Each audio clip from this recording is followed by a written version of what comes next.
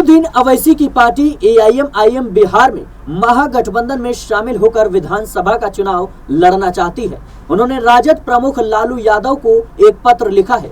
AIMIM का कहना है कि सेकुलर वोटों को बंटने से रोकने के लिए उनका गठबंधन में शामिल होना जरूरी है। 2020 और 2024 में भी उन्होंने ऐसा करने की कोशिश की थी, पर बात नहीं बन सकी।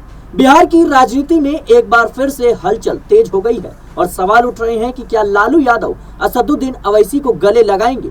एआईएमआईएम की जो पार्टी है आने वाले समय में विधानसभा चुनाव में महागठबंधन के साथ मिलकर चुनाव लड़ना चाहती है, लेकिन तेजस्वी यादव पीछे हट रही हैं। तेजस्वी यादव नहीं चाहते कि असदुद्दीन अवैसी बिहार में अपने पैर पसारे। पार्टी के भीतर बिहार प्रदेश अध्यक्ष और विधायक अख्तरुल इमान यानी एआईएमआईएम के जो प्रदेश अध्यक्ष हैं अख्तरुल इमान, उन्होंने लालू प्रसाद यादव को एक पत्र लिखा है। अख्तरुल इमान ने पत्र में साफ तौर पर लिखा है कि अगर सेकुलर वोटों को बंटने से रोकना है तो एआईएमआईएम को महागठबंधन में शामिल करना जरूरी है। उन्होंने कहा कि वोटरों के बंटवारे से सांप्रदायिक ताकतों को फायदा होगा, इसे 2025 के चुनाव में रोकना होगा। उन्होंने यह भी बताया कि एआईएमआईएम ने 2020 के विधानसभा चुनाव और 2024 के लोकसभा चुनाव में भी महागठबंधन यानी इंडिया गठबंधन में शामिल होने का कहीं ना कहीं न्योता दिया था।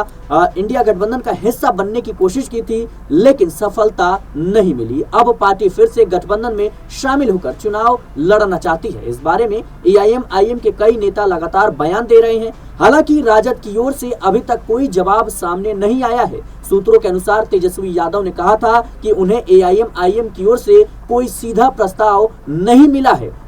अब देखना होगा कि लालू यादव इस पत्र का जवाब कैसे देखते हैं। क्या वाकई में वो असदुद्दीन अवैसी को गले लगाएंगे? क्या अब एक बार फिर से लालटेन और पतंग एक साथ मजबूती के साथ चुनाव लड़ने को तैयार है? ये देखना काफी ज्यादा दिलचस्प होगा। फिलहाल के लिए इस रिपोर्ट में इतना ही। देश और दुनिया की तमाम खबरों के लिए बने रहें नेक्स्ट 9 न्यूज के साथ।